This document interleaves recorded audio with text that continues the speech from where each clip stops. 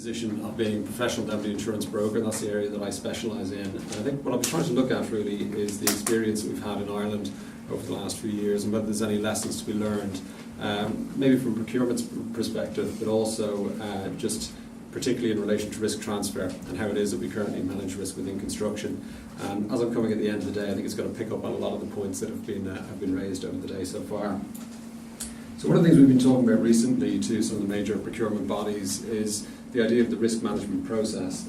And as we're all familiar, there's a number of steps involved in that: the identification, analysis, evaluation, control, and monitoring of risk. And what I'm going to jump to is the control, because that's often what procuring bodies jump to as well. There's an immediate decision taken around what are we going to do about the risk. And that decision is, are we going to retain the risk or are we going to transfer the risk?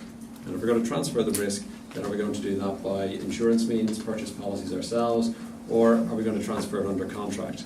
And more often than not, what tends to happen, and what's happened in both the public and private sector, is the clients seek to transfer the risk onto other parties.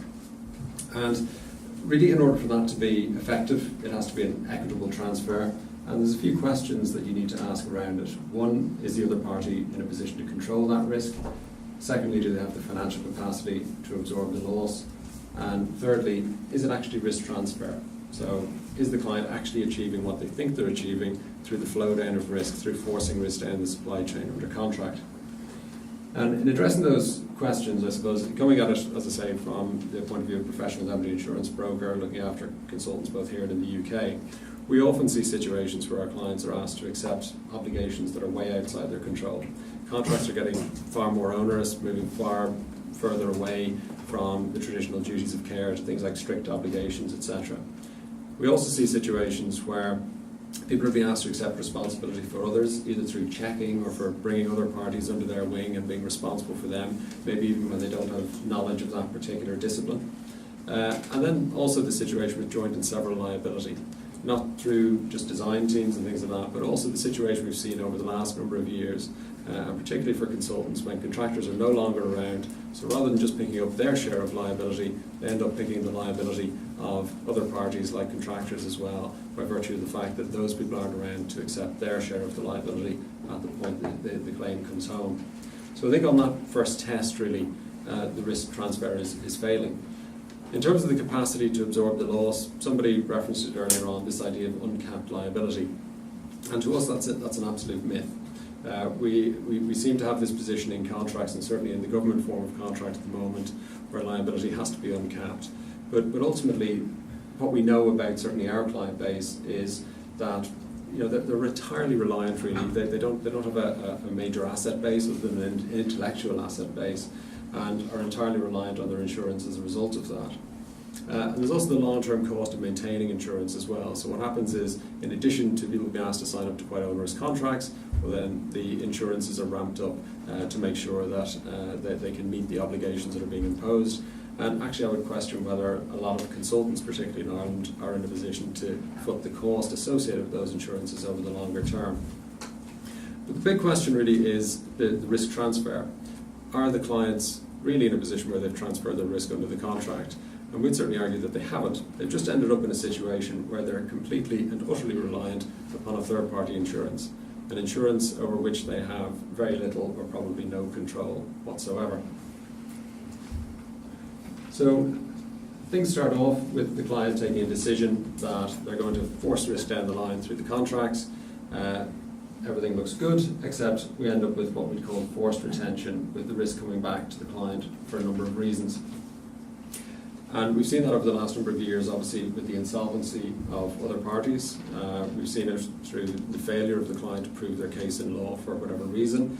The contract doesn't always do what they think it's going to do. We have repudiation of insurance cover as well. It's important to remember that insurance isn't a bond, isn't a guarantee that it's going to pay out. And a lot of the time, the policies that the client ultimately is relying upon will be full of exclusions and conditions, etc. In our world, in professional indemnity insurance, you've also got the claims-made nature of cover. So actually the insurance that's in place at the time the contract is entered into and the work is being done is largely irrelevant. The insurance that matters is at the time the claim comes in. That could be sometime down the line, and you might find that the policy has changed significantly and doesn't cover the contractual obligations that were being imposed. And lastly, claims in excess of the policy limits. What's maybe more worrying is the hidden costs associated with the strategies that are currently being adopted. And this is really where we get down to the impact that it's having on collaboration.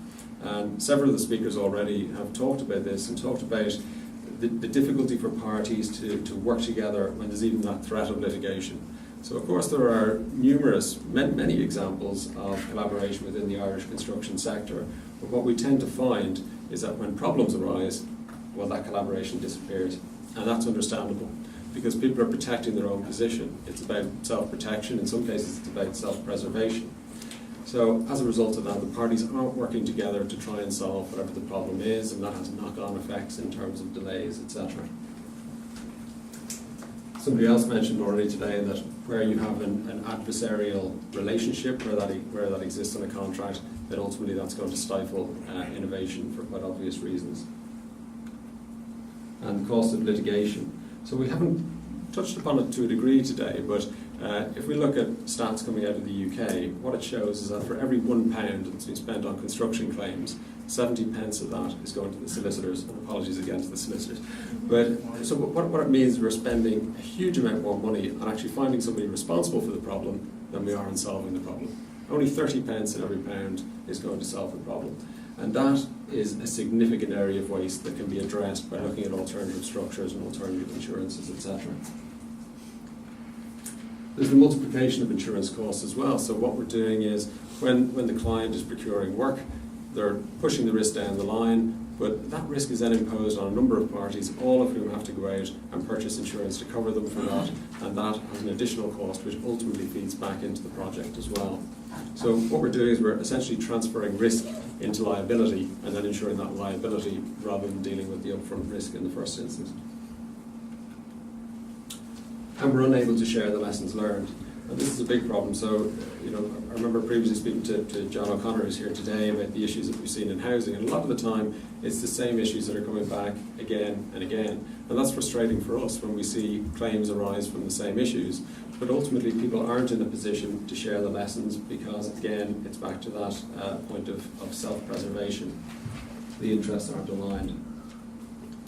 So I just want to touch upon what happened in 2008, because I think, unfortunately, we've got this great case study in Ireland as to what can happen and how some of these risks can be exposed. And you don't need to see the numbers on that chart, but it is construction industry output in Ireland and how it literally fell off a cliff in 2008. And one of the things that happened at that point and would have been expected to happen is a significant move out in construction claims.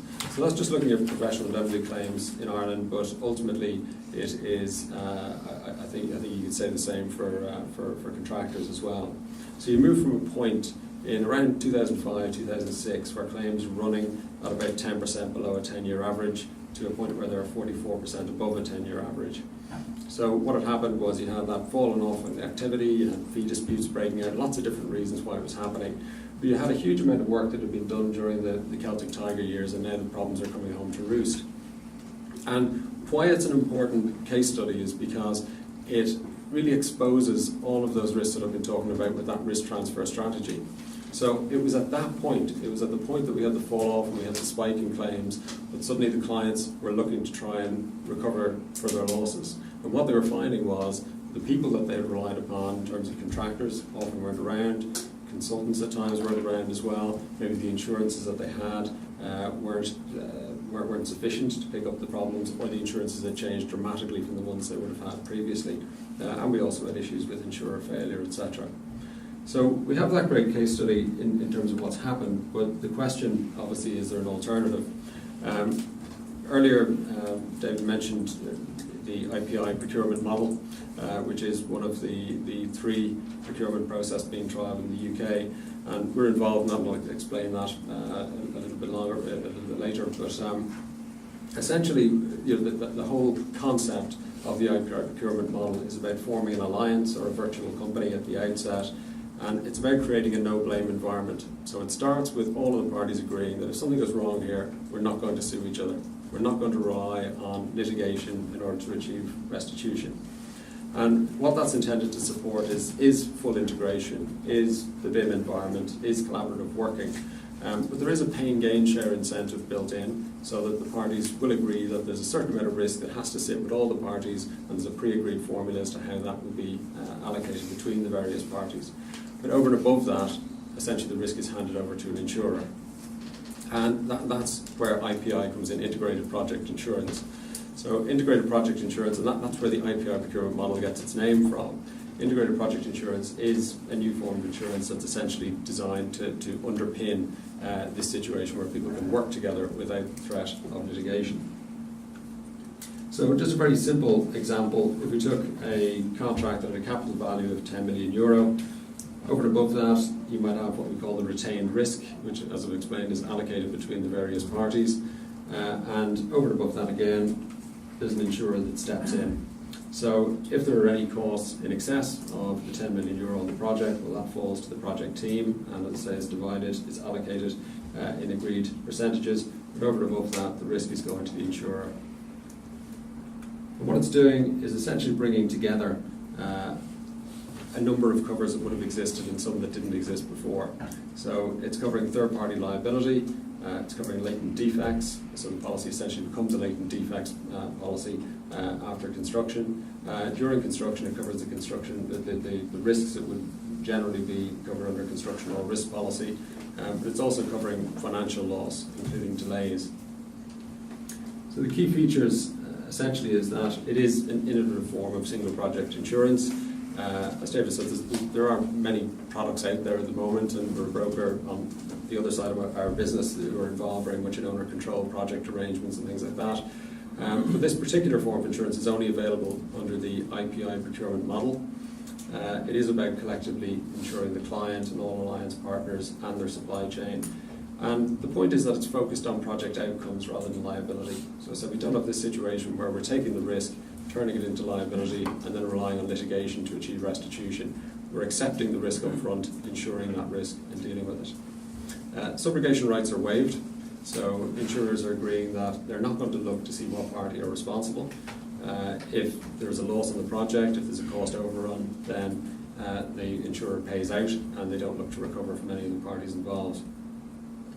And the insurers are involved from the outset as well. So there's a technical audit, financial audit involved in the project, so that insurers can see how the project is progressing, and they're gaining confidence at an early stage in the team. And there is cover for pure financial loss as well, which is giving, I suppose, added comfort to funders in particular. So if it's just a financial cost overrun, then that's something that again is going to be picked up by the insurance, which traditionally wouldn't have been, and wouldn't be under things like owner-controlled project arrangements, etc. But the main point of all of it actually is to support collaborative working, because we've heard today, when you have an adversarial form of contract, and as I've said earlier, you can be in a situation where people are collaborating very well, but I think it was said earlier in relation to Grange Gorman that it would be nice to get through to the end of the project and for that collaboration to continue the whole way through. But it's a question always, I think, of what do we want. As I said earlier on, this is just one trial that is being undertaken in the UK. I think what's most interesting about it actually is what I said earlier. It's just about challenging conventional wisdom, the way that we think about risk and how we transfer risk. And I think also we're learning lessons as we go through. It's shining a light on things like, for example, the imbalance between the amount of money being spent on litigation, the amount of money being spent on solving problems. To answer David's question from earlier, it is moving slowly. Very slowly, more slowly than you think probably, because if you go back to Sir Michael Latham's report in 1994, that was probably the first time we were referencing this, and he referenced Griffiths and Armour within that as well. But we're pushing it because we think it's right, because we're in a sector where every day we're seeing waste. And I'd have to say I've not been intimately involved. Our Chief Executive, Stephen Bamforth, is very much so, and he's doing it because I think he believes that we have to come up with something that supports collaborative working, supports future working practices. I think the things we probably do want are greater certainty on risk transfer. We want enhanced efficiency within construction. We want to support those future working practices, as I say. But the other things is, at the moment, within the insurance market, there's a perception that what's happening is risk dumping, that clients are simply taking the risk and trying to force it down the supply chain. And that's had an impact on insurers, it's had an impact on their appetite for writing Irish business, and it's also obviously having an impact on having a sustainable local construction market. And I think we just need to ask the question, if that's everything that we want, is that going to be delivered through the current procurement model that we have? Thanks very much.